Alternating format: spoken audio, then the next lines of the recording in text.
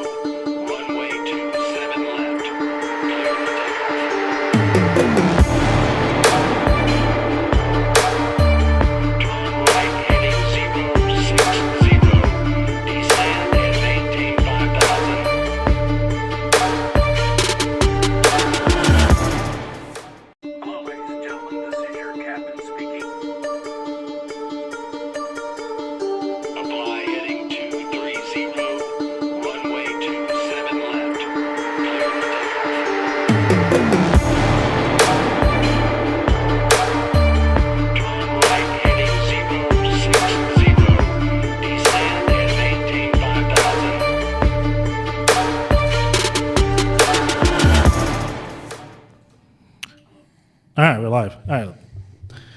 Ladies and gentlemen, once again, welcome to the CptsLogs Podcast. We're live, Mark. Hello. What time is it? 6:11 p.m., so 30 minutes early. 30 minutes. 30 minutes from the last time we did this. Yesterday we came in, we started like at 6:45. We were supposed to start at 6 p.m. Yeah, well. Yeah, your mom was like, "What's going on?" Still did better than the one before that when nothing turned out. So we're getting better each time. Yeah, definitely. So let's see, ladies and gentlemen, welcome to the CptsLogs Podcast, everything aviation and more. I am the one and only Richard Tullo, one and only Jamaican Bacon. So call me, and we got the Mark Attack here. I didn't come up with that name, by the way. Yeah. So today we have we're talking about everything aviation. Aviation, obviously consists of a lot of things: travel, food, cars, food, Everything but politics. planes, food. No politics. Well, we'll get Just to it the fun eventually. stuff. Yeah. But today we have a very special guest, and all our guests are special here. As we do events, we move forward with MLDR and even Captain's Log and so forth. We want to bring the community together. So seems like he's a community leader when it comes to certain things in industries. And I want to introduce you to, is it Chato? Chato, yep. Chato, and we basically will say, Chato, what do you do? You own a food truck. You want to do a quick little intro, nothing crazy, just basically, I'm Chato, and I run, what is it? Yeah, so I got a food truck that we started with. We called it Chato's One Night Food Stand. Okay, gotcha. Yeah. So that's our food truck. We've been running for a little over 3 years now. Okay, cool. So Yeah, we'll roll. So we're live, Chato. We'll roll here. We'll kind of go get into it, kind of thing. But ideally, with this podcast, we want to bring the food trucks, the cars. As we introduce Major League Drone Racing, we want to bring all that together to make it basically a community platform where people can come out and enjoy that stuff. So I'm very intrigued in the food industry. I know it's not very easy. I know Mark is a chef. He does cooking every so often. What do you cook? I'm an at-home chef. But I did, my first job was working in a restaurant. Oh, really? Yeah, a small little French restaurant in Michigan. I was washing dishes under the table, but made my way through, worked my way to, the desserts and salads, and then from there I actually got to work the line for a while, and actually I enjoyed it a lot, but it is a lot of work. But Yeah, and that's what we'll get into, man. I mean, just kind of learn what that stuff is all about. I'm fascinated by it, So we talk about you have two food trucks here. Yeah, we do. So what is it? The one night stand? Yeah. And that's was it El Salvadorian? Is that what it So is? it's a Salvadorian kitchen. Both of our trucks are ran by our family. So okay. It's kind of just like how we've been bringing it up, growing up with that kind of food and just mixing in what we come across, as we do competitions with other food trucks and, Oh, cool. What we have in the community and what people ask for sometimes. I mean, shoot, we've done all the stuff that goes viral, like birria bombs, ramen, birria ramen. yeah. The putaco was actually something that went viral and that just kind Putacos? of became one of our main menu items. So, yeah. Interesting. I'm gonna What is that? So it's a hybrid. It's a pupusa and a taco. So What's busa? pupusa is a Salvadorian dish. Babusa. Yeah. Well, pupusa. Pupusa. There you go. Yeah. Okay. So that's a Salvadorian dish. It's well known for a lot of Latino communities. We grew up on that, and that's kind of what we started with the food trucks, and went more Salvadorian dishes from that. But pupusa in itself, it's made from masa, right? So it's a corn flour. Okay. And then on the inside, it kind of mix. It could be cheese, it could be chicharron, beans, loroco. There's different kind of stuff you can put into it, and then it's made from scratch. Put it together, throw it on a griddle, cook it on both sides, and there you go. I think I have a picture of it because I wanted to ask you. What are you? By the way, are you El Salvadorian? Yeah. You are. Yeah, both my parents. Yeah. Both your parents are. Did you move from there, or you? No. Actually, I'm first generation here in the U.S. We were born in California, and then we moved right over here to Arizona. And Oh, this is okay. where we built up. So yeah. Nice. Got you. Yeah, I got a picture of the pupusa. There you go. Yeah, and it almost looks like you see, Mark. It almost looks like it's like is it like fried? Is it or is it baked? I think people they'll think it's a fry bread or something like that. But the difference with fry bread is it's deep fried, whereas this one's just kind of fried on a flat top. So Okay. yeah. And it is like cheese inside of it. Yeah, different kind of stuff. All kind of stuff. So you can do cheese, bean, chicharron, all kinds of different stuff. Is it usually meat or just vegetables generally? Yeah, well, I mean, Anything you you get want? both. Yeah, best of both. I mean, it's kind of okay, whatever gotcha. you like, So people make their own combinations. I mean, there's, Yeah. Yeah, different I like variations. that. I like that. And that is the El Salvadorian. Yeah, that's one of the main dish. So main if you dish. ever go to a restaurant around here, or let's say any city, you're Yeah. gonna find out when you go to a Salvadorian restaurant. That's how you find out if it's good food. First off, you try their pupusa. Yeah. Trust me, bro. I know all about. Like, by the way, I'm Jamaican. Have I mentioned if I'm Jamaican? Oh, yeah. Oh yeah. Yeah. I've talked about it. a few Jamaican times. bacon. Jamaican bacon How you kind of gave introduced it away. yourself. Yeah. Yeah. So It'd be really weird if you weren't Jamaican. It's just but it is one of my biggest pet peeves when I like I'll travel the world and I'll get people go, well, there's a Jamaican restaurant here, and I go in there and it's like, bro, this is not Jamaican. Yeah.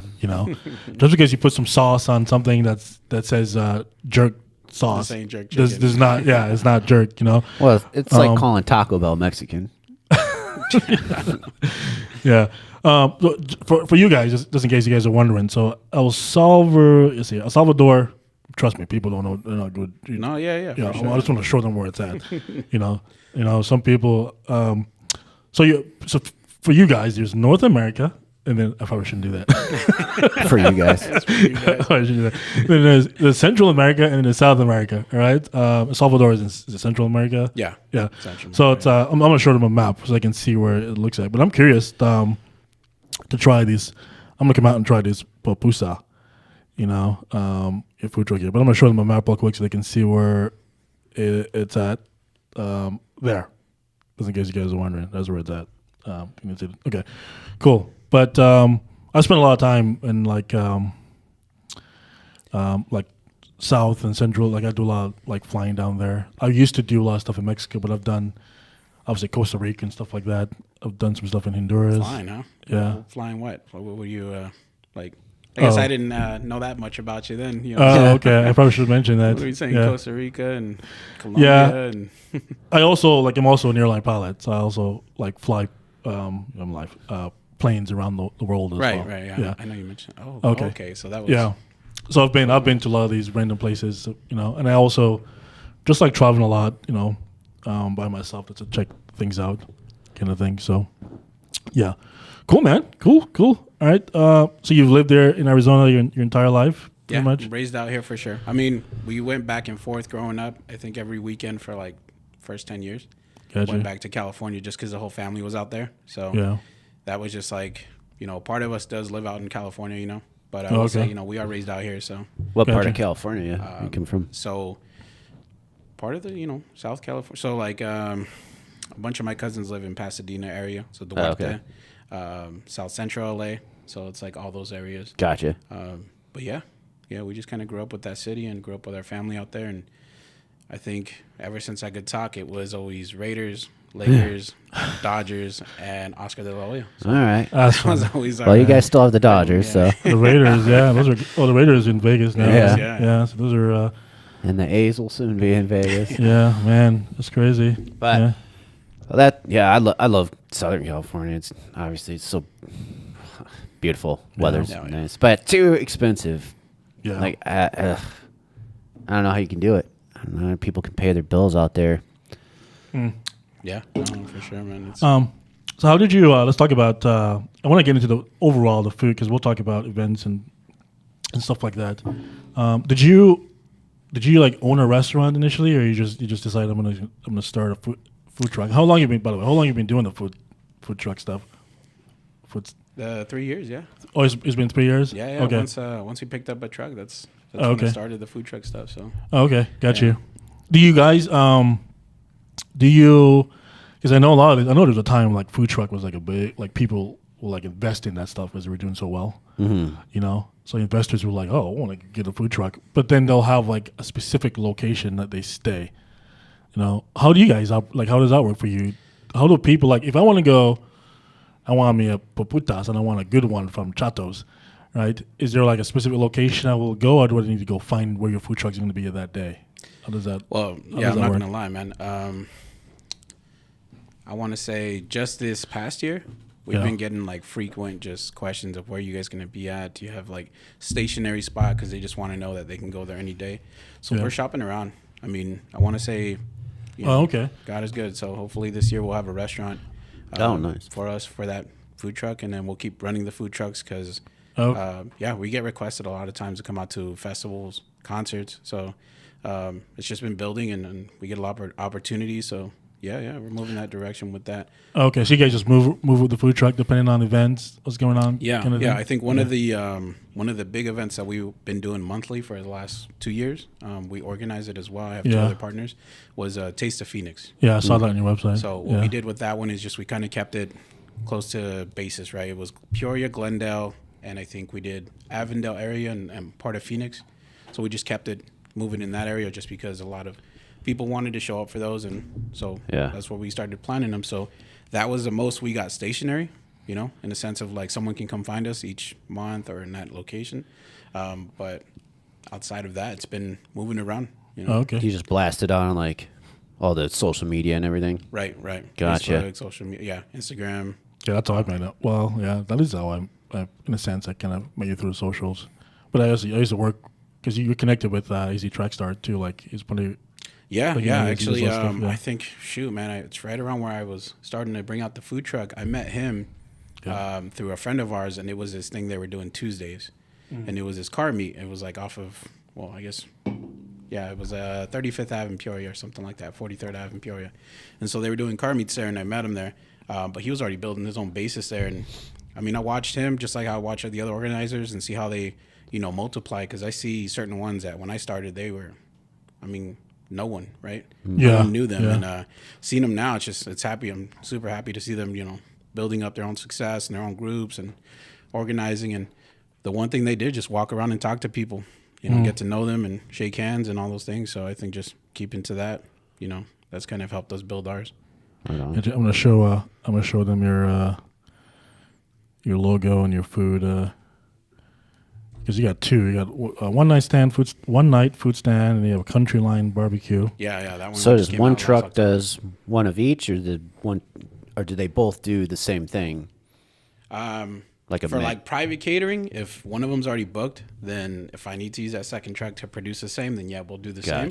But for its own, it's been standing alone just on the barbecue since October. Okay. So October we'll hit 1 year running that truck, and oh man, we invested so much in that truck, but the blessing here is we've done so many events that the truck's paying off itself within the year, and that's just like something you don't hear, too often when you pick up, a food truck. A lot of people are still paying off their trucks that they've had for 3-4 years. So it's a blessing that we get enough business that we're pushing, and we're moving in the right direction. So that's good. I think one of the best things about food trucks, honestly, is one of my biggest complaints is it seems like we have a very diverse restaurant culture here in Arizona, but we kind of don't.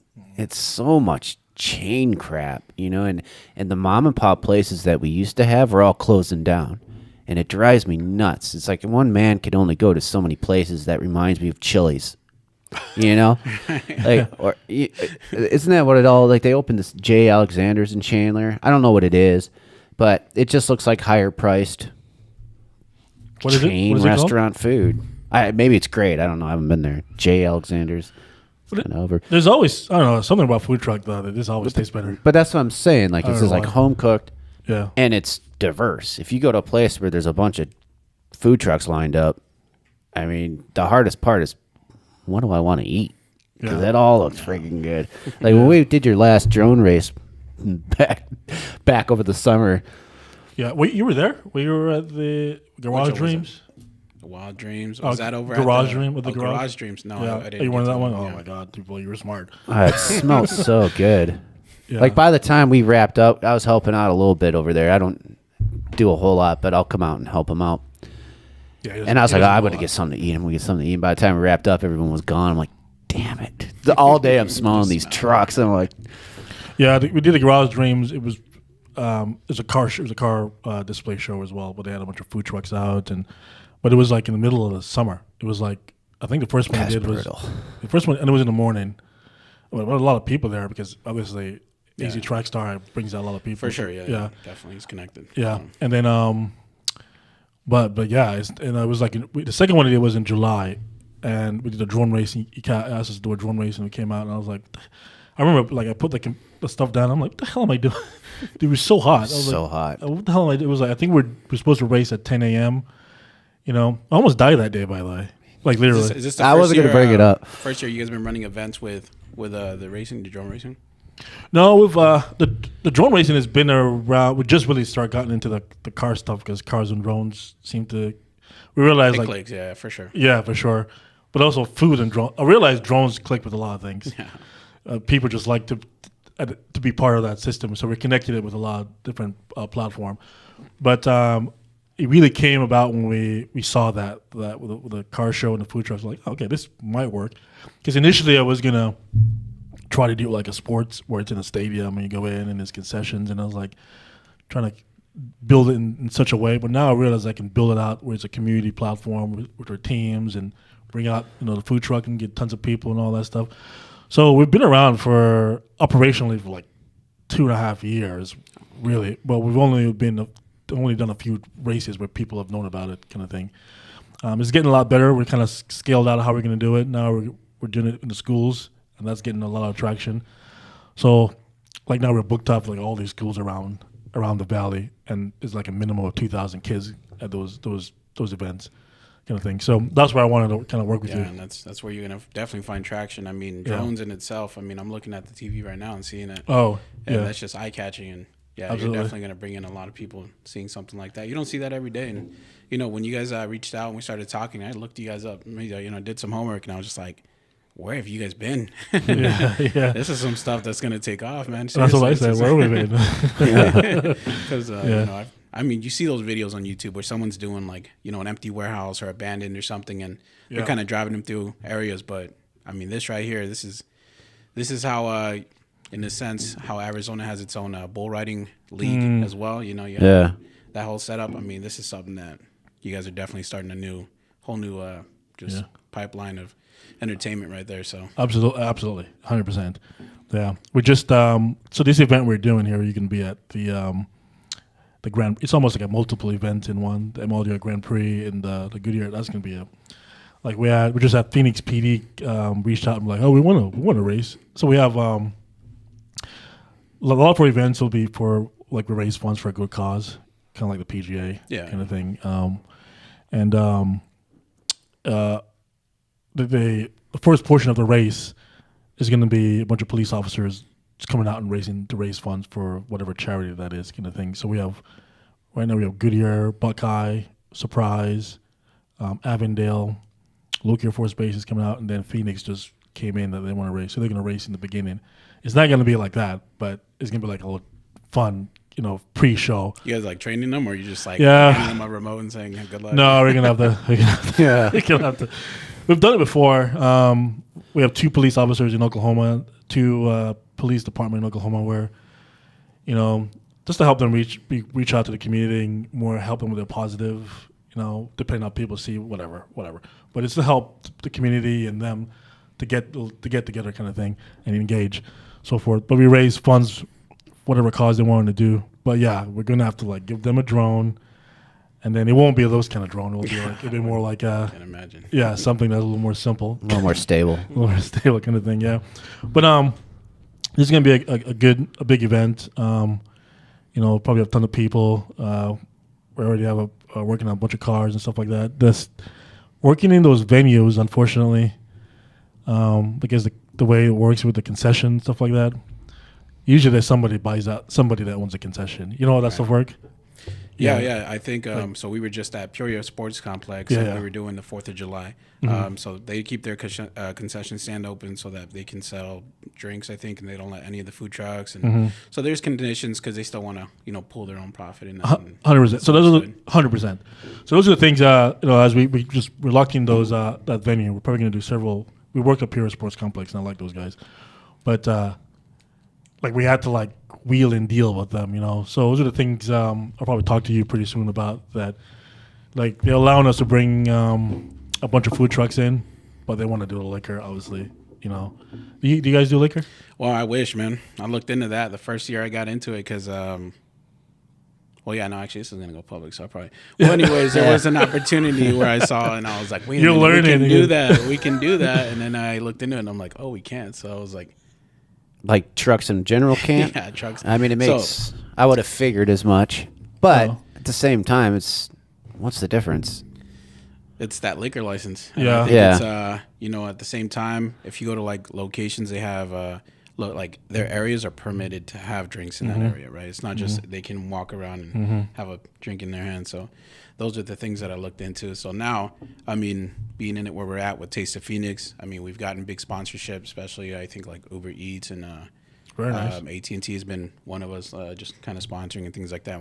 We'll talk about that more for Yeah, years 100%. because they want to join into, you know, communities that like ours, you know, like what you're doing too. So, but yeah, with them, they can get us locations and pay for those permits. And Oh, nice. normally Yeah. it's like beer and wine. I think it's what's easier compared to like you get liquor, you're looking into like 50,000+. So Ooh, wow. Well, the great thing about working with is that I'm relatively good at that kind of stuff, getting the permits and I have the nuances. So I've had to like restructure how MLDR is specifically for that. Like in Arizona, you can't have a liquor unless you're a nonprofit. You can get a bar license, like you can have a bar license where you have a bar, and that's a little different. But to get like a special event liquor license, you have to be a nonprofit organization to do it. Interesting. or be associated with a nonprofit. Or be associated, yeah. So then, Yeah. so then the nonprofit Interesting. and there's a minimum you have to give the so if the nonprofit comes in and do it, I think it's 25%. So you have to walk away with a minimum of 25%, kind of thing. So before you even, it's like anything else. You just can't. Its system is designed where you can't get away with it. Can't Right. walk in, Yeah. do it, and walk out. You Exactly, you know. got to know somebody and know somebody. So. Exactly, you know.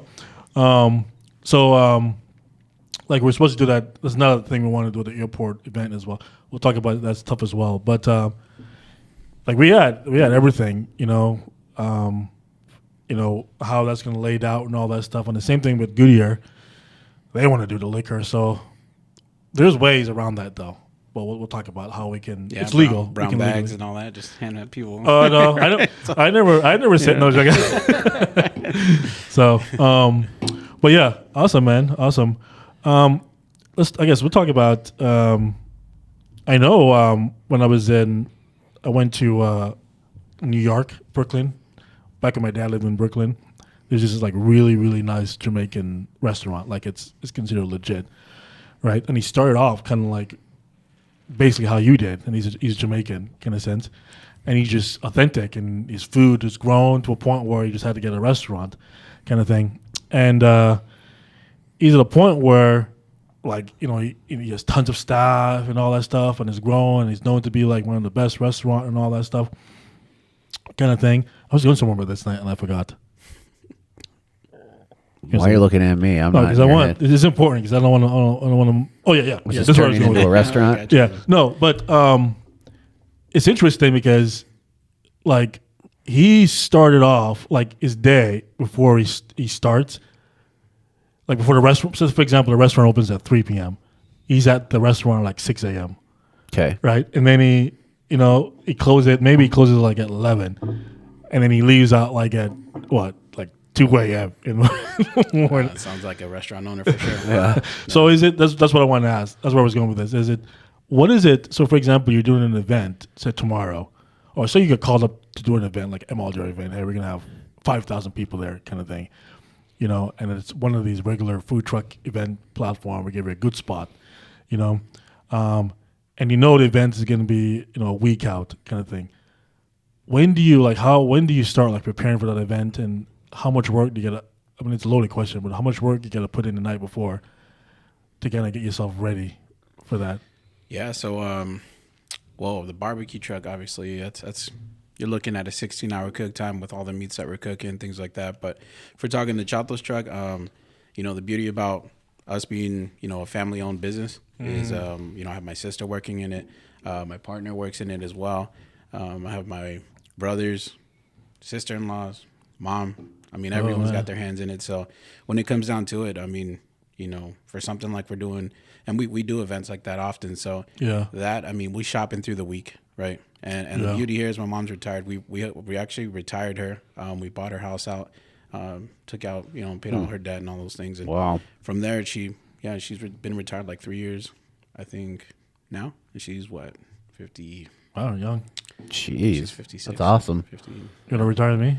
Yeah, right. You better learn how to cook pupusas, bro. Oh, is that the requirement? No, but yeah, no, you know, she takes the time to go to all the stores and she finds the best deals. I mean, our profit and percentages and just kind of how this business has been successful is because she has the time to go through these groceries lists and hey, we can get our best quality and good pricing. And so just, and everyone's been a big part. You know, all my siblings are owners. You know, they all own a part of the food trucks just because they put their blood, sweat, and tears in it too, the way I did. And, you know, we just kept moving forward and jumping and, you know, it's been good. So that makes me curious.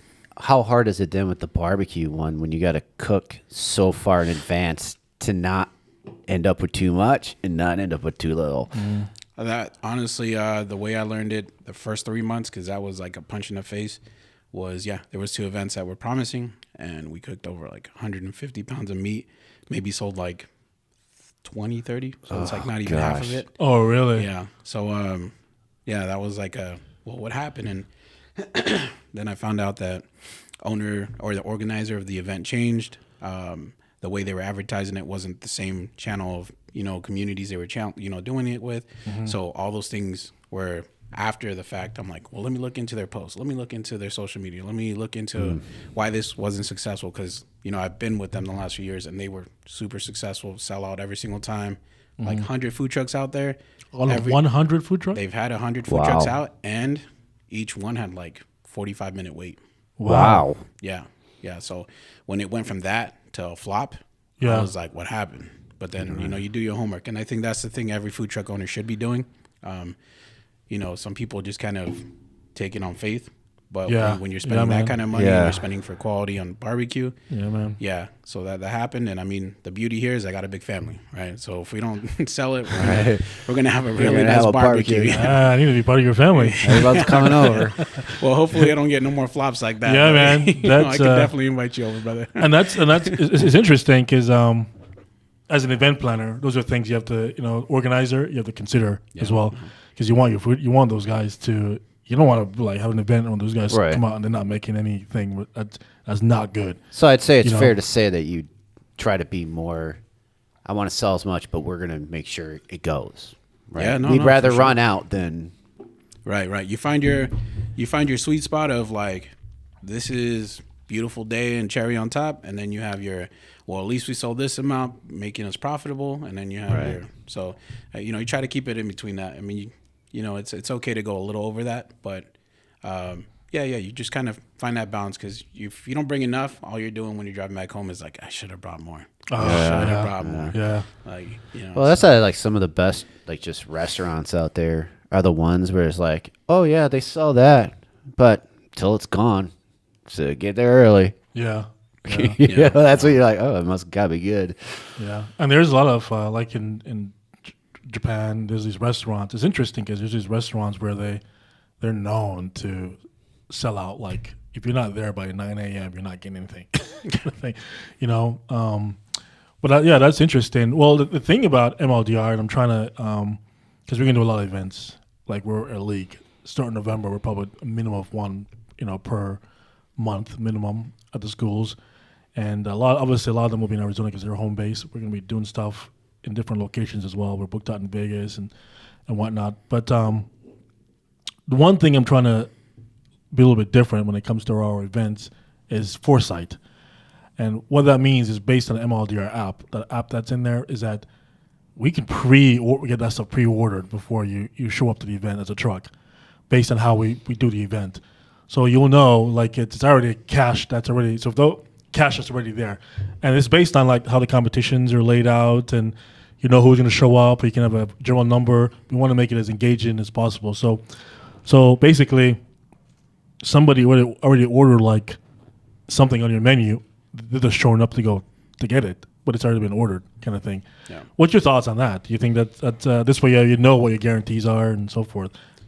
You know? Yeah, well, I mean, being that we've been organizing events, I have seen throughout the last couple of years the change up. I mean, it's switching up, and the new organizers need to start thinking the way you're thinking. Yeah. Right. And especially for us, we're doing the same. it's that whole concept of what can we know, what can we see, and what can we feel that's actually coming. Because some people say, well, I've been doing this for 10 years, so it's guaranteed. And it's like, any year can change. Yeah. And the way you advertise it and how you speak of it, it could change. And again, I got a nice glimpse of that when we did that event with them. And I was like, oh, dang, what happened? 100%. Just they've been doing that for God knows how long. And they were at the Peoria Sports Complex. And 100 trucks though, bro. It was at the Peoria Sports? It was more like 55 trucks. That's still a lot. And that was around the baseball arena. Or the thing. And then on the top part, they had like another 100, 150 vendors. So they had the trucks down on the field, kind of thing, laid out, kind of thing, yeah. So about like 60 food trucks, I think, is what was called in, and then there was like another 40 food vendors up top, and then like 100 merch and like different kind of stuff. That and that was like a competition. It was just a taste. I mean, that's what they said, but I never got a judge coming up to our truck, so Yeah, because I'm assuming like how many people were at that event? If you mind me asking. I want to say. When I was doing the homework, they said they were projecting to have like 5,000 to 7,000. But when we had the flop event there for 50, that's a lot of truck for 5,000 people. Well, the thing was, they were saying that it was. Well, no, I'm sorry. So you're right. It was 5,000 to 7,000 the year before, and they were projecting more than that, so closer to like 10. Gotcha. But the thing was, it wasn't even the 5 or 7. Oh God! You're talking about maybe 2 to 3 people per truck. The good thing was, again, gas mileage. We advertised ours, well enough where we had family, friends, their friends come out. So we had people supporting us because they follow us or because, some of their friends that gave our information and we're going to be there. So, I mean, we didn't, we got at least our money back for the fee and, cost of food and time and all those things. But, Well, that's good. Yeah, it helps to have fans and your own support system that will come out and see you. And so going into that, I think it's a great opportunity to work with you guys and the people that we've been building with, the communities that we build with. That's kind of who we are. I mean, if you go to my social media and you go to followers, you're going to see about more than half of them are vendors. And the reason why is because we go back and forth. We teach each other things. Hey, we went and did this event. Come check this one out for the next month. There's communication, right? So there's good opportunities. And on top of that, if it's a dessert truck, I'm going to be like, hey, I have simple desserts, but these guys are killing it. They're award winning, things like that. So we push each other, different customer base and things like that. So. Yeah, nice. I've noticed it because it's okay. You can. I've noticed it. I've been speaking to like he sent me. He's been helping me out with the trucks. Chato. Chato's my guy, by the way. Good. He's a VIP vendor. Seems like a good guy. Yeah, he really is. But the vendors have been saying very positive things about you. Yeah, they've asked. So Chato, there's one individual, actually several that says it, that asked me for us. Is Chato in? And I go, yeah. And it's like, if Chato's in, I'm in. So they have a lot of respect for you. So I can definitely see it, 100%. So that's good. But yeah, I mean, with I think today, you just have to be a little more diverse and innovative with the way you do things. Like with MLDR. And that's why I was wondering, that's a lot of trucks, and you want to make sure each truck benefits. You want a long line. You make it worth them coming 100%. Out. So you have to be very careful. Absolutely. Right. Yeah. So with that, with the MLDR event, the drone racing itself is just an activation. The clients are really the vendors and the sponsors and the food trucks. You guys are really the client, and obviously the audience and so forth. So. We have to spend time. We want to spend time. How do we make sure that we can guarantee these guys, they come out, it's worth it? So we incentivize, and that's where the food tasting stuff comes in. Where, if you go to the app, if you click, I'm gonna go taste, Chato's truck, you get points, and then you get a chance to win maybe a merch or something or a cash prize. There's incentive for them to go, and then also you have a good idea, You'll start seeing that stuff rolling as we roll here, like with a lot of the schools we're working with and so forth. You'll have, you'll see on there on your platform where it says, well, I'm going to taste this food. I'm going to taste it because we're more active. So you have maybe hopefully you have a bunch of people. You can, all of them might not show up, but at least you have a general, maybe, 40% of them just will, someone that's interested or something. Absolutely. Yeah, definitely. Yeah. And then you ideally, you really want to you almost want them to pay before they show up. I'm serious. There's ways we can do that with the app where, and we can. I shouldn't be giving away my ideas, but that's how we're building this stuff here. Where these guys, you already got the cash. These guys just show up, and you know they get a card, a QR code, you give them the food, and you already got the cash. Whether they show up or not, that's their problem, kind of thing. And then everybody else is just extra, kind of thing. That's how we want to do it. You know, this way you already know what you're looking for. So that in MLDR, that's kind of what we thrive for. So you're just showing up to serve what you've already been, you know, kind of thing. Yeah. We're building that. So it's a new age, man. You got to be smart. It really is, man. And I think a lot of the new trucks, or not just new trucks, but the ones that have been around, watching them change in like social media and how they, you know, push themselves out there or how they advertise.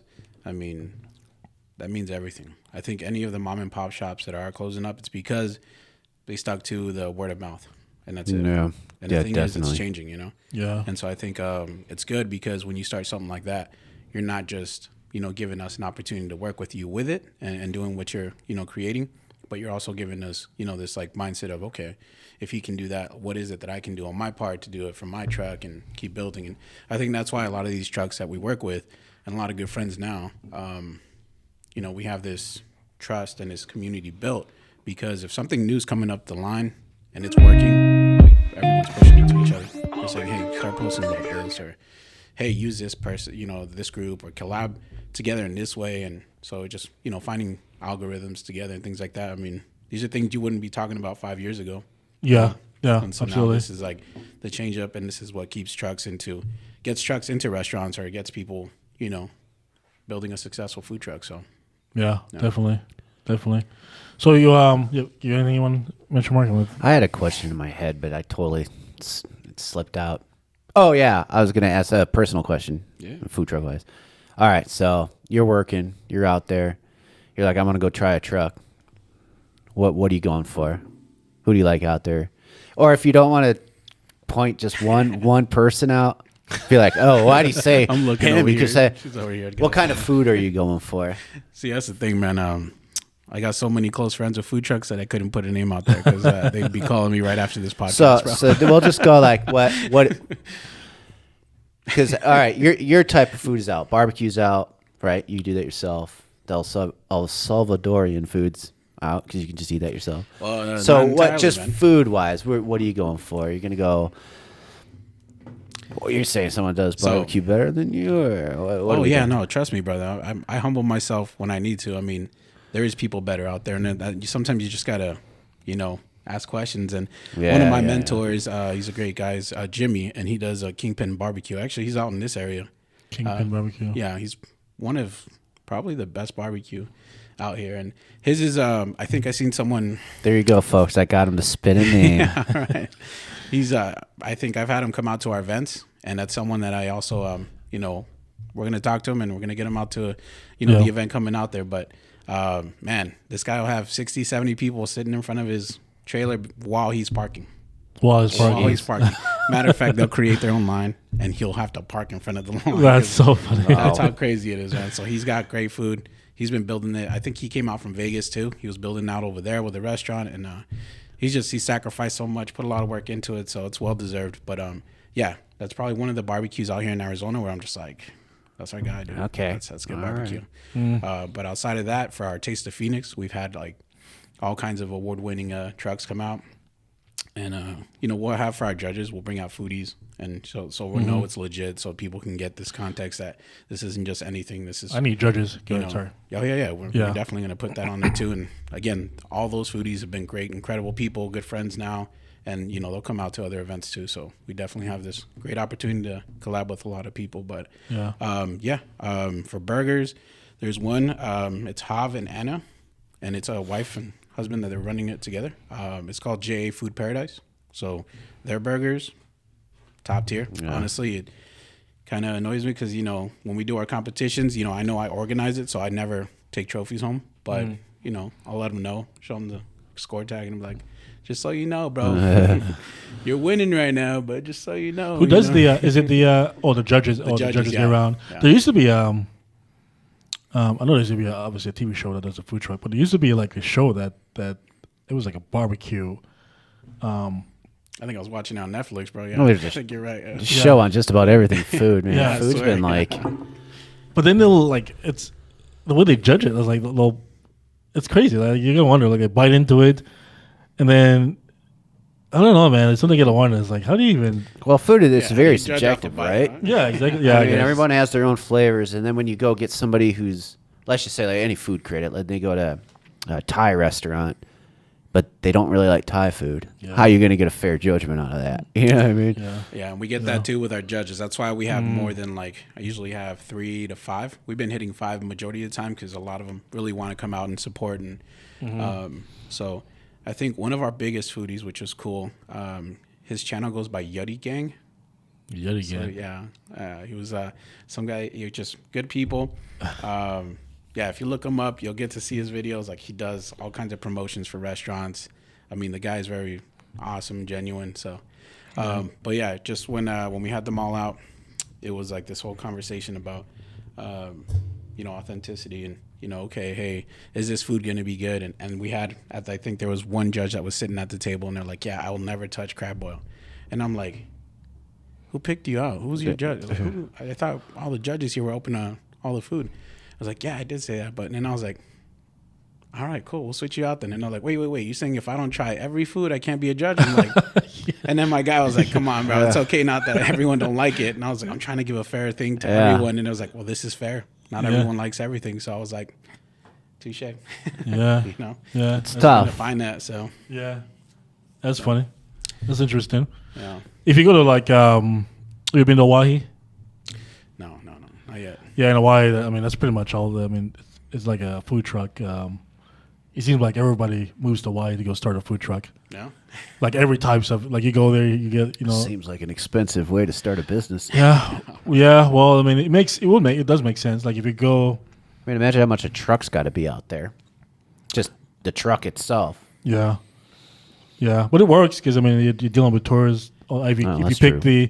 you pick the right type of, you just gotta pick Hawaiian food, right? Or whatever seafood, or stay within that realm of thing, and try to make it. And usually, eventually, people are going to show up every day because there's people coming through back and forth nonstop.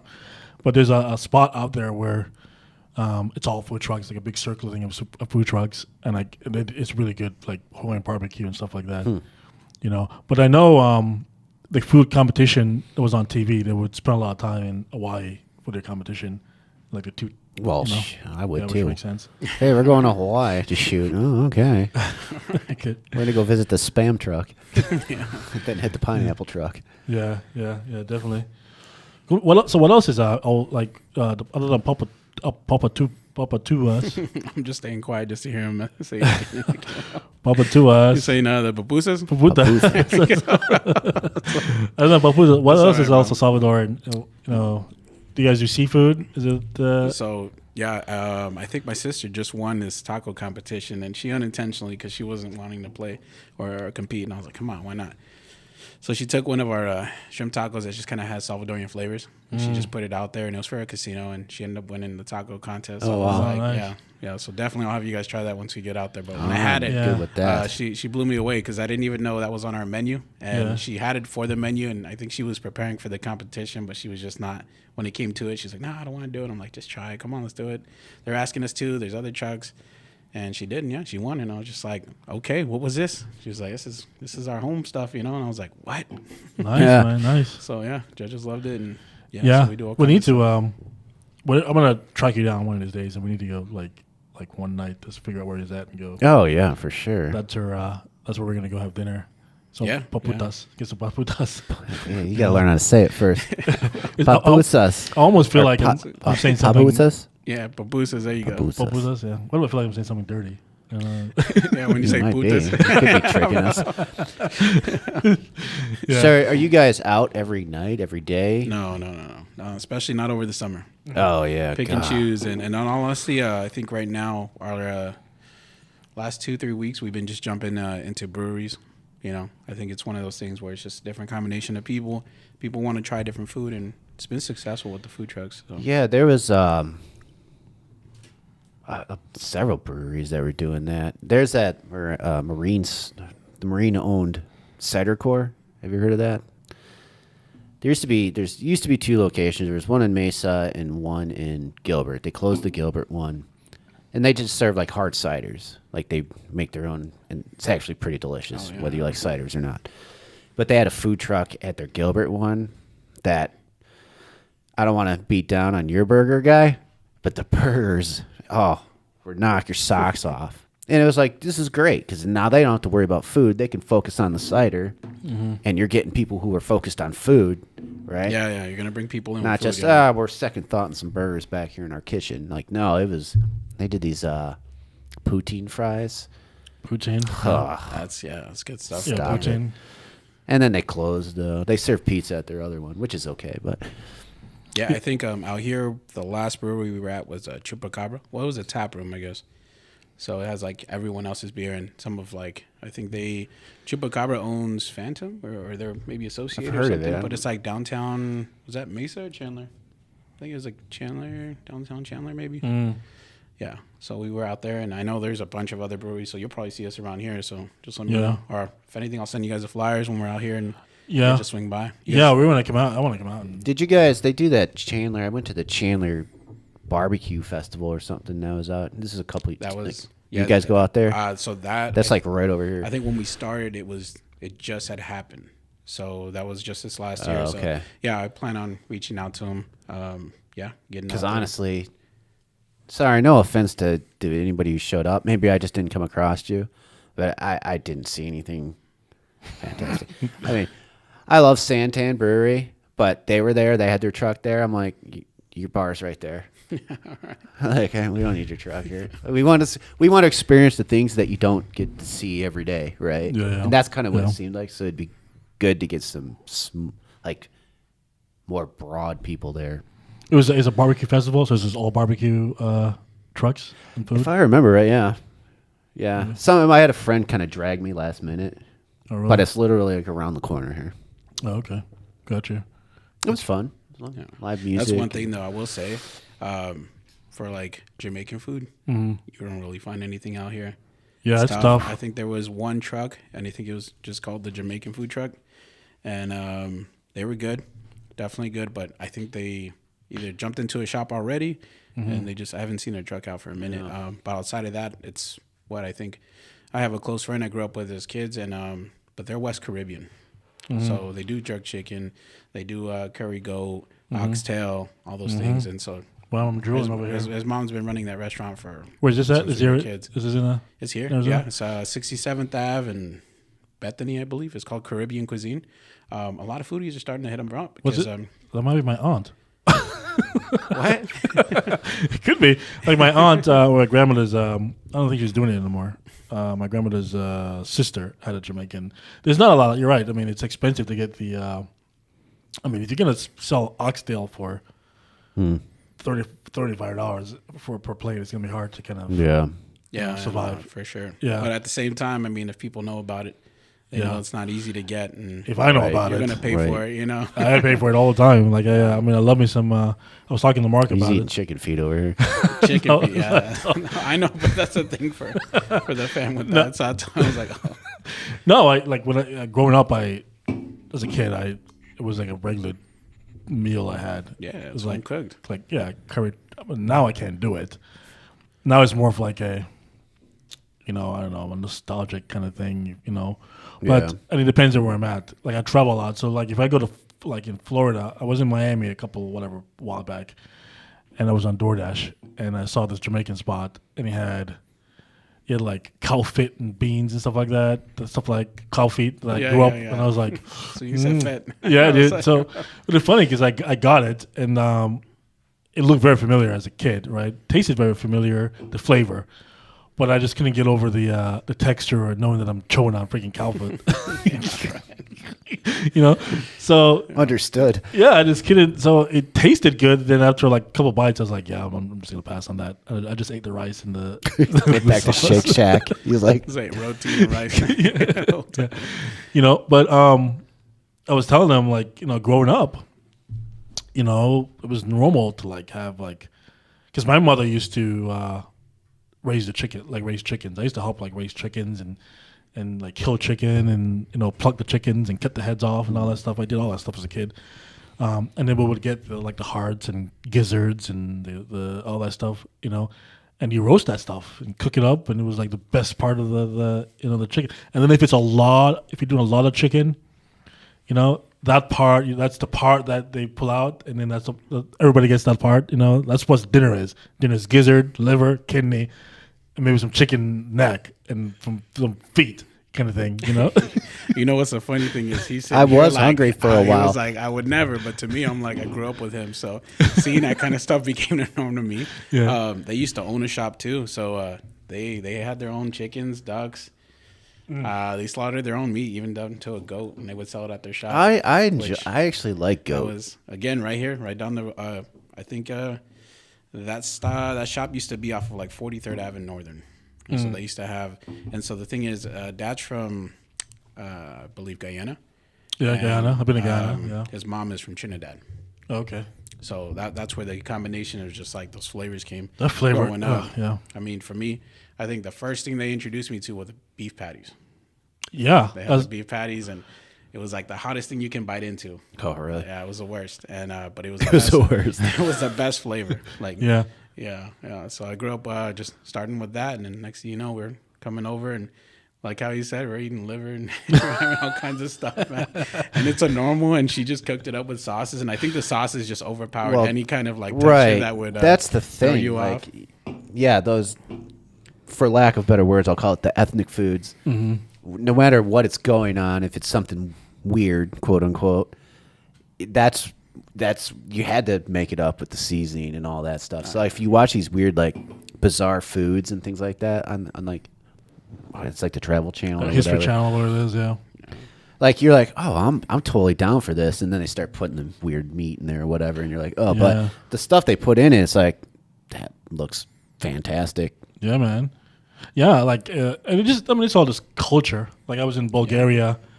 I was telling them, and I ordered, they do a lot of, like, lamb in Bulgaria, in those regions, and they know how to cook the lamb kind of thing. And I ordered, like, it was, like, lamb and rice, and I ordered the rice, whatever it is. I wanted the lamb, but I got the rice, and it was, like, mixture of, like kidney and all that stuff in there. And I'm like, this is delicious. Like chewing on kidney is, I'm not sure. I'm not even sure what kidney. I'm not sure. I don't even know what kidney. I don't even know if it's like, I don't know if it's chicken kidney. As long as it's not human kidneys. Yeah. But it's, it's different. But I grew up on that kind of stuff. Like turkey neck was one thing I grew up on as a kid. Or, when I say grew up, because I came here when I was 12 to Arizona. Yeah. So up until I was 12. Those turkey neck days were over. Yeah. But it's hard for me to, like, I'm very as I'm older now, I'm very specific on my meats now. Like, I can't, like you were saying, he does gator. Have you done gator? I did once at that one spot off the I-17. There's like a Papados. Oh, Papados. Yeah, but it's so greasy there. Yeah, it's and you can taste the swamp in it. You can taste the swamp. No, I don't even know how to they explain did that it part, wrong. Okay, no like, way. no. Okay, That's so I'll agree. The Papados, yeah. They are way overrated, by the way. I went there like twice, and I'm like, and their gator was greasy, terrible. You got to try it again. What does it look like, by the way? Like looks, if it's done right, it looks like chicken. On the plate? Yeah. Tastes like chicken. Yeah, I think they bread it, right? Most of the time it's breaded breaded or something like that. Yeah, it's Okay. usually like deep fried, yeah. I don't know, man. There was one place that, there was a Louisiana type restaurant that opened over by Gateway Airport called Walk-Ons, which is a Louisiana restaurant. And sadly, they closed already. I don't think they could get the masses in there that they needed, but their gator would be what I would want to bring to you guys. And then if you didn't like that, then I'd shut the heck up. Yeah. So you don't know flavors, huh? But again, like, all right, well, getting gator to Arizona too. All right, well, how good are we talking now? Like, you're rolling the dice either way. It's the same with oysters. You want to eat an oyster here? Hell yeah. But, how fresh are you? It may be good. It may be pretty damn terrible. Well, I've had oysters in Ireland. Like, I've been to Ireland, and it's like they have a spot, and the spot, like the ocean, Atlantic Ocean, goes through like the building, so the oyster, like they pick it up and it's literally out of the Atlantic Ocean, jeez, and you dude. basically pick it up, you shuck it, as they call it, Yeah. and you put the sauce in it. It's just fresh out of the thing, and it's I like need to be there. fresh Atlantic. Do you like oysters? No. Honestly, I think when I went for one of the last games for the Raiders, we went to, I forget what pier it is, but it's out in San Fran.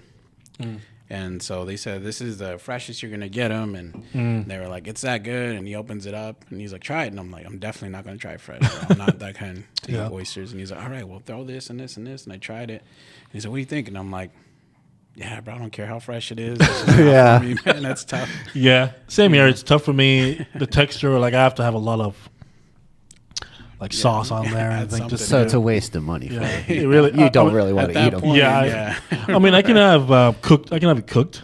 I don't like them cooked. I think Yeah, but I can't have it. the texture of a cooked one for me is something I don't like to do. I'd rather. But I won't give anybody hassle for not liking oysters because that is Right. That's it's tough to look at. If I sat there and stared at it too long, I probably wouldn't be able to put it in my mouth. Yeah, dude. Yeah. What's a good number? Like, say, for like one food truck, you go in an event, and they go, hey, we have around. What's a good number you're looking for them when you go? Okay, we're probably gonna do okay. With you talking about like for like how many people are going to show up? Yeah, at the event. Shoot, I will tell you this as an organizer, the first two questions I get is how many food trucks are going and how many people do you think are going to be there? And so in that, those are the questions. Strongest questions. And if you can get close to a guaranteed answer on that, then you're going to find yourself building a community because that's what we did. Honestly, they were like, why isn't there, 30 food trucks out here? You guys have done that before. And I'm like, well, it's because one, it's a different community. Two, the amount of people that we're projected to have here isn't as much as what we had over at the other location. So with that, over there we had 30 food trucks. Over here, we're going to bring in 13. 13 food trucks, but we'll still have, all kinds of vendors where they can sell their merch, all kinds of, other things there. Yeah. But just food-wise, we'll half it. And just you have to know when you should. Because it's better to have 13 trucks sell out than to have 30 trucks that didn't 100%. do, well enough. So 100%. honestly, that's, it comes down to how you're projecting it, and from there, you can definitely make your numbers. I've been getting, those are the typical answers I get from the guy, questions I get from the guys, and I can generally answer those questions based on how I don't take the risk of I don't take the risk of just hoping people show up, man. It's just not like it's just Right. not a good idea, man. I tell people and the way I do it is like we have the minor league drone races, which is we have teams of students who are going to be in the drone racing. They're part of our team. So each school will be like, eventually all the school will be a team. Like eventually, I probably could say this. The goal is that like all the police officers be like MLDR, so when they get pulled over, I don't get a ticket. Well, yeah. Know somebody, huh? Yeah, Just show up to that. That's Shake some hands. But like right at the we're already booked out ASU preparatory academy and all that region, so we can give them their own region. So that's a minimum of who knows what that's going to be. We're going to have numbers specifically on those ahead of time. We just spoke with Phoenix Union High School, the district, Legacy Traditional School, which is where we did our last event, and then there's one more. There's three. There's one more school. I'm missing one. Don't look at me. ASU, Legacy Traditional. But anyways, we're gonna have all the Goodyear. So each school minimum alone will have probably around 600, 700 minimum students, then their parents and stuff like that. They'll have their own section, kind of thing. So we'll have numbers projected that you can see on the app. These things. So I'm not, it's not about. We're not taking the risk of like hopefully these people show up, and then each school get to pick their own pilots and all that stuff, and and back their pilots, and if their pilots win, that's a they cool get thing kind of right there, thing. And then ideally, it's a competition where schools are competing. So we're gonna have a ton of people come out, and then the police departments and all that stuff. So it's gonna be a big one overall. So I'm aiming for obviously the last event we did with Easy Track Star, we had around 4,500 people. That was that one, but 1,500 of them were from the school. But he brought an additional like 3,000 people. Freaking that kid. He's good, man. He's good at what he does. Yeah. Honestly, and sometimes I'll sit there and talk with him like, you expect this? He's like, this doubled what I was expecting. And I was like, that's good to hear on your side, brother. It's just, but for him, he's running around trying to close up like roads and stuff, saying no more people coming through here. And I'm over here like, that's a good problem right there, brother. Absolutely, yeah, absolutely. So just working up to that. Cool, man. Cool. Awesome. Do you have any events coming up that you wanna talk about? Because I see that. Yeah, I see the. Was it the taste? Was it the house of? What is it called? Their. I think we have one of our partners. He's working currently with like Trails. So I know they're looking at doing an event. But for the Taste of Phoenix itself, I think there's a couple locations that we're talking about. So we're looking into seeing how big of a location, because we did take a break. Honestly, we were doing it every single month for about over 2 years, and then back, I think May was the last time we did an event. So it's been June and July. We haven't done an event. So I think August for that event, we're gonna push something big. So I think that'd be a good opportunity for us to bring you guys out and let them know what's coming in November. Yeah. We'll definitely want to come out. You guys host that event? That's your event that you host? So I use that event to we promote artists, we promote food trucks, new coming food trucks. We've done it for car shows, so we'll have like cars that hit magazines, and they come out and come out with us, and enthusiasts and all kinds of. Or is it usually like in an open look? Yeah, for sure. So one of our, like if I bring a drone racing event, one of our home spots, they have a pretty decent sized large parking lot, but that's what we look for. Honestly, we look for a big parking lot because we range from, we used to range about like 50 cars to now like 200-300 cars will show up. So jeez, okay, yeah, it's always a good turnout and a lot of good communities and groups, and so it's been good. So we're probably probably Chandler. We can get Chandler Airport, so we're gonna start doing these airport events. That airport event we were supposed to do, I needed a year for that. Like 3 months is not a good idea trying to book that thing out. That's got to be tough, man, because I know when we did an event and we were doing, it was close by Glendale Airport. And they had the police come over, even though we already had a communication with them, and they said we couldn't fly drones because we normally fly drones to kind of show, how many cars are coming out, how our map looks, all those things. So we'll get like video. And they saw a couple of them go up, and then we had cops come by and they're like, "Hey, you guys can't fly drones here." And I was like, "What?" And like, it's close to the airport. So do cops have authority to tell you that? Yeah. We were at the casino. If you're go ahead. Sorry. We were at the Desert Diamond Casino. Yeah. So I guess it's give or take, I don't know, a couple miles from it, maybe. If you have a Part 107, the cops can tell you can put up what's called a NOTAM, and Yeah. If you get commercial drone pilots out there, so if they're just recreational drone pilots and they can't fly underneath that Glendale airspace. Gotcha. That makes sense. But if you're commercial, so like he's commercial. I think your pilots are commercial, right? Yeah. That's most of them. Yeah. It's a different story. You can get in there. That makes sense. Definitely makes sense. And then all the other rules are basically the same. It's just you have a little more freedom. And it's mainly because you've proved that you understand what's going on in that airspace and things like that. So. Yeah. Well, I mean, that event we were doing, the city wanted, I mean, the airport wanted to do it because they wanted to promote the airport. Yeah. I mean, I was surprised that they even, I mean, I spoke to the airport manager and he was like, yeah, I mean, let's do it. He was getting crap on for it, by the way. Like there were a lot of people in the back end that was like, oh, you sure do you want to do this? That kind of thing. And he's like, oh, let's see. I think we can, and then it was a lot of things we should have done better with permits and stuff like that. Like if we're going to do an event with permits that involves like the government and stuff like that, we have to like follow the rules as they get get all freaking, especially at an airport. And a few things that was published that kind of pissed them off, and it was just nonstop. And every day, there was something new, and then the parking thing became a big issue. Like they want and I had it figured out. Like we were good. Like I had to get parking a mile west of the airport. I had to they wanted to shuttle people in, and all that stuff. And then it just got all crazy. And then all the extra stuff that we needed more time to kind of work on that stuff. But now I know what it looks like. Yeah. and it's a positive thing, and I think I can get the aviation community to come in and get involved in that. It's going to be a unique event in the entire airport. It's going to be great. So we're going to start working on those. So you can expect those as well in the future. But anyways, that was good. I'm going to do a quick little promo here. So, ladies and gentlemen, November 7th. I wonder if you can even hear the platform on here.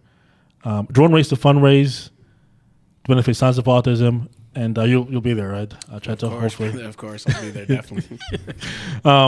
And Chato will be there with Papa Tutas. Sorry, Pupusas. Yeah. Pupusas. I wanted to say it, but I don't want to be wrong again. Yeah. But are you gonna bring both your trucks? Or you just Both trucks are gonna be coming out, so you guys are gonna get both flavors. One of the things we like to do is when we do have our two food trucks come out to festivals, I like them next to each other, and then we have our own, so to speak, secret menu. So you get a combination of barbecue with the pupusas, and you guys will definitely get something you don't try anywhere else. So. Very nice. Okay. Okay. I think that was good. I think good little podcast.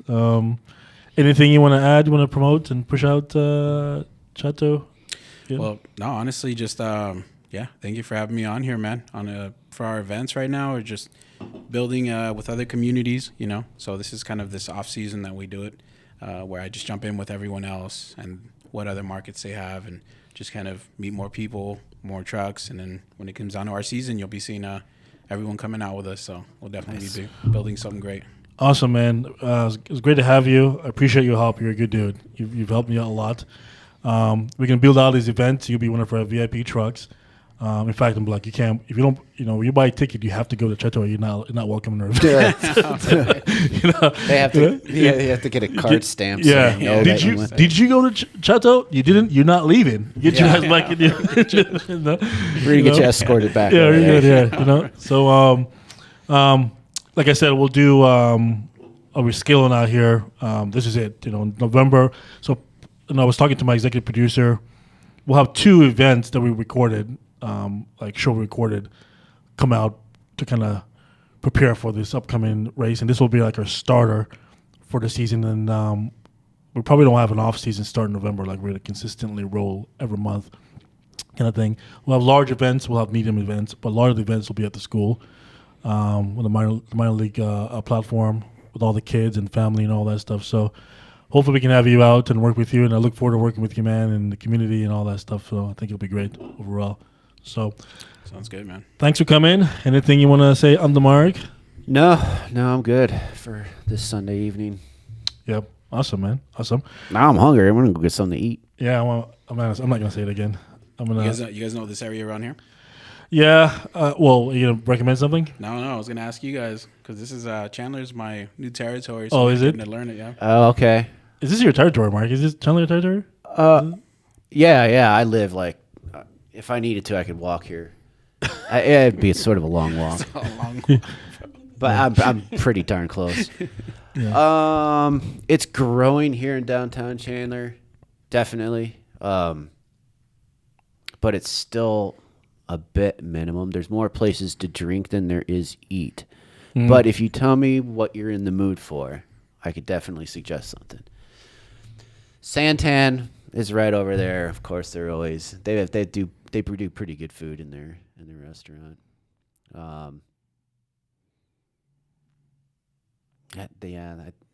Is that it? It's all right. Santan, guys, just so you know. Yeah. Give me a shout out. So, yeah. I usually just come out here for happy hour. So that's good. That's why we're coming out with the food trucks now, man. It's all the breweries and all the spots to drink. They want us out here serving food. So that's smart. That's a smart business model. Yeah, absolutely. Because I would go have some drinks somewhere and come out and hit a food truck versus sitting in. 100%. Especially when there's 100%. Few places here, because it's not to say that they don't have good food, but you get tired of it. I want some variety. Food truck is just I don't know what it is, dude. I don't know. I don't know what it is. It just always just tastes so much better. A hot dog from food trucks tastes better. Everything just tastes better. A hot dog slut. I'll get a hot dog from 7-Eleven. Would you get a hot dog from 7-Eleven? Really? Maybe not 7 Oh, you guys- I've eaten a QT dog here That's and there. dangerous there. Caught him over here. It's like, not just Circle K, no. QT, they're moving product. yeah, that kitchen. I mean, Yeah. haven't gotten sick off one yet. Man, that stuff's dangerous. That stuff scares the crap out of me. It's funny because I've been to Japan, and 7-Eleven in Japan is like a completely different.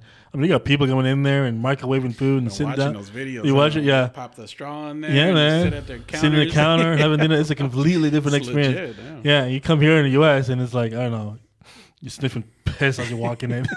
No. Literally, it's crazy. But So yeah. shout out 7-Eleven. Oh, if you're gonna sponsor us, I take that back. 7-Eleven is actually great. No, That's right. In Yeah. Japan. In Japan. Richard's going to hate this, but Yeah. All right. Anyways, was good, Chato. Chato, very nice to meet you. We'll do this again, man. Come on and come back anytime. And like I said, we'll start streaming as well, like do live content and stuff like that. So one of these days we might come out and do like a live stream with you guys. And if you guys are okay with that, we're not gonna go into behind the scenes, but just when we get some food and try it and all that stuff and put it out there with the community and all that stuff. So it'll be great. yeah. Sounds like a plan. All right. Anyways, I think that is it, and we're pretty much out.